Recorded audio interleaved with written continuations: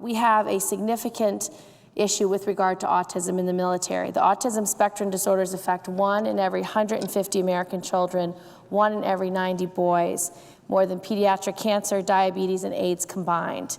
And a new case of autism is diagnosed 1 in every 20 minutes, making it the fastest growing serious developmental condition in the United States.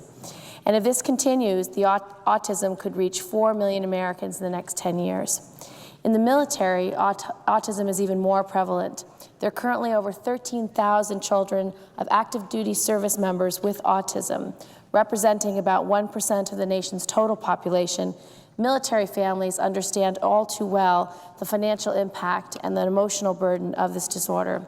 Despite this, the Department of Defense has been unable to adequately provide autism therapy services to their families. Currently, autism treatment is subject to a monthly cap under the health insurance system of TRICARE. It also has a very burdensome application process, which can delay critical care for our military families. My amendment is designed to change this, to make sure that this cap no longer applies, so that these military families have access to the care that their children need.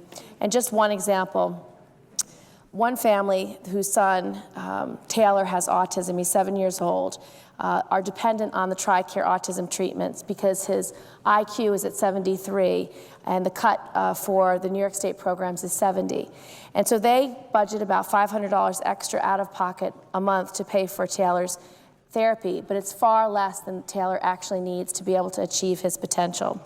So what we're hoping to do is ultimately make sure that children who have autism, whose mothers or fathers serve in the military, will have access to the number of hours of treatment that doctors recommend. And we hope that through efforts down the line, we can begin to provide these resources for the men and women who put their lives on the line every day for our country. Senator from Michigan. Mr. President, let me commend the senator from New York for identifying a very, very significant problem. And she has always shown great sensitivity to the needs of the men and women in the armed forces.